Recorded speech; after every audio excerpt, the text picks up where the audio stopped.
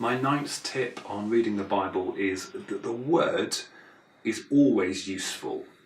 Often reading the Bible is hard and we can get quite discouraged. You've been working hard at it, you've done all this work, and where's the gain?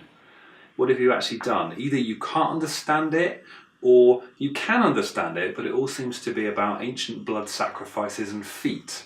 And you're not really sure what that's got to do with your life, understandably, because your life doesn't involve a vast amount of ancient blood sacrifices and feet. The thing we need to know is that the Bible does you good.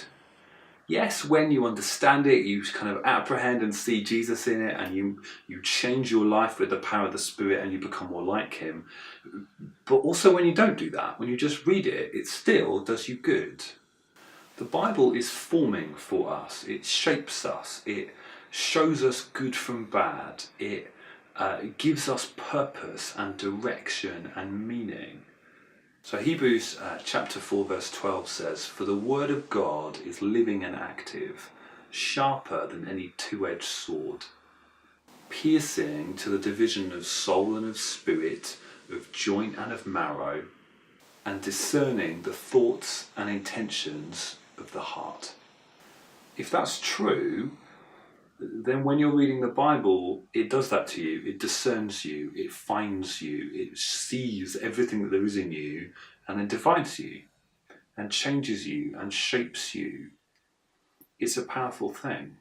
The Word of God is filling. It doesn't just form us by dividing us, it fills us, it is nourishing to us, it is the word of life. It's like eating.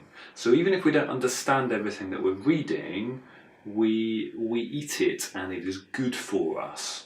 It is food for the soul. It gives shape, I suppose, to the divisions that it itself forms. Matthew 4 verse 4 says, "It is written, man shall not live by bread alone, but by every word that comes from the mouth of God."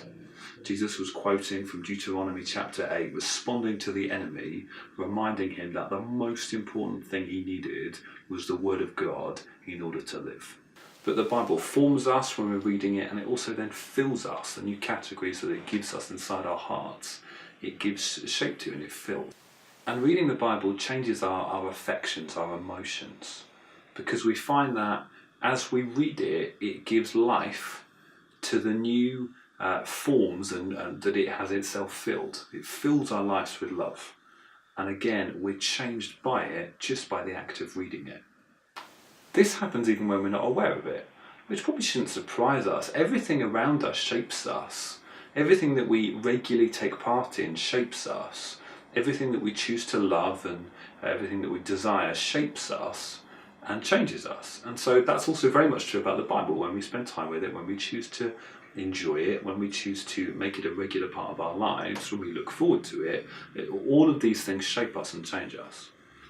Which means that even when it's hard and you haven't got a clue what it's about and it seems 10,000 miles away from relevant to your heart, it is doing you good.